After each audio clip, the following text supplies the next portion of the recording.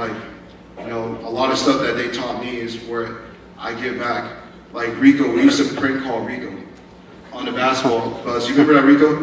Yeah, we used to, you know, Rico's goofy, you guys know that. So, if anyone know Rico, we used to get on our phones and we used to prank call him on the bus. And he knows what I'm talking about. And we used to be in the back and we start laughing and Rico's like, God dang it, what you guys doing on the, what you guys doing? You know, so like that stuff like there, that's community. My basketball team was my community at the time. And that's something that, you know, you have to find a good community where you can be yourself. And that's something I learned from Rico. Rico's always himself. And but I'm thankful for this community as well. What advice would you have for all the high schoolers that are like maybe that want to go into your profession or like want to have success like you? What advice do you have for us to Practice. You know, you guys ever saw that video with Allen Iverson saying practice? All right, yeah. I mean, I think he skipped practice, but practice your craft. I mean, like I said, I didn't know until later. A lot more, like a lot of stuff that I was instilled with here. I think I used it a lot later in life. You know, practice your craft, be on time, be professional, whatever it is. Don't burn the bridge. You might not want to do that job with that company anymore, but try to leave the company with good terms, because you never know when you need to come back and utilize that connection you had. You know what I mean? Like just keeping the relationship. You don't have to be friends or do business no more, but don't burn the bridge. That's something I learned, because I've seen a lot of people like don't show up on set on time, don't show up to the job on time, and then people talk, and everyone in this industry knows each other, so they're going to tell other people not to hire you, not to be around you. You know, so being professional is very important. Kind of going back to your Hollywood kind of film career, was it hard going into such a large and very everybody knows about it industry coming from a small town like Poland? I mean, thanks to my mom for,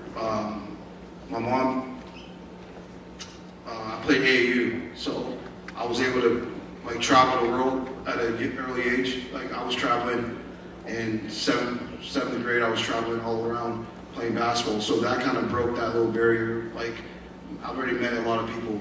And I don't know if Coach Real remembers this story. Remember I asked you if I was driving to Cleveland, can I have an iPod listening to the headphones? I don't know if you remember that. I asked you that my junior year. You don't remember that? I do. I asked him because that's when you got your attorney, you passed your bar. I was like, is it okay if I listen to music in the car while I'm driving? That was like 2009, I think I asked you that. And you said I wasn't able to do that. But meeting people like around the world, like allowed me to already have that. So when I went to Hollywood, or what you call Hollywood, it was seamless. You know, it's like I'm eating lunch with Denzel Washington. I'm like, okay, that was starstruck. But being around like all these different people allowed me to see that they're just human like us.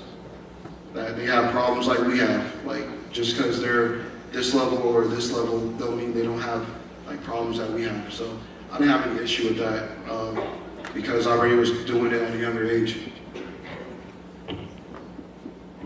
I know you mentioned like you have a social media platform and like websites, and me and Michael actually after practice, we actually tuned into your Instagram live and for a few minutes last night, and I was just wondering like what kind of like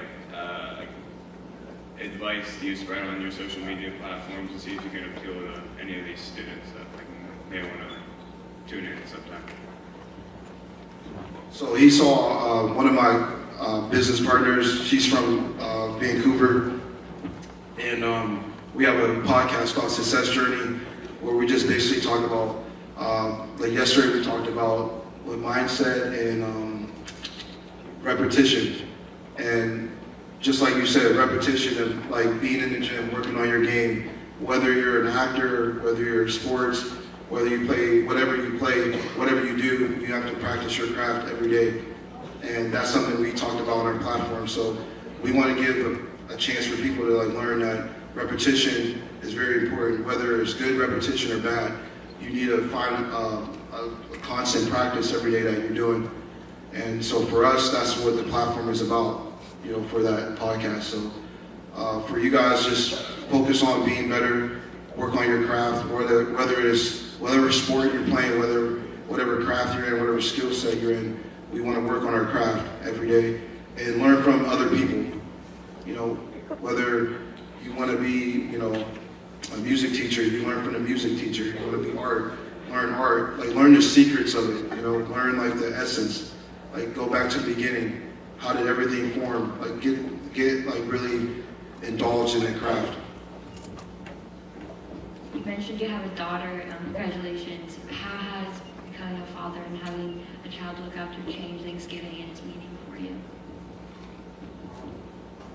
Arabella is such a joy in my life. She's bad some days, but it changed my life because I have to think about what she wants now, not what I want, you know. And being a father, like she just, like I said, she opened my eyes to like little things. Like yesterday, she was like, "I can't wait to cut the turkey open." Like, I'm like, okay, like I don't get like excited about it, but now I'm getting excited about it again. When you have kids, I think they bring the excitement. So that's something that I love now. I think I've officially run out of questions. So, if you would like to give any final piece of advice, I don't know if Kate has any more questions for you, but any last motivational speech or something for the crowd. How do you guys deal with this guy? I'm joking. You know, like we said, like Thanksgiving is a very important time. Make sure you share it with your special ones. You know, gratitude is very important. Make sure you just like find ways to just to think about things you're grateful for each and every day. So when you wake up, just say, you know, thank you for being alive. Thank you for giving me another day to live. You know, just thank your health. Because a lot of people want to be in a position that you're in. Some people are not able to do the things you have or can do. You know, so I would just say practice gratitude more.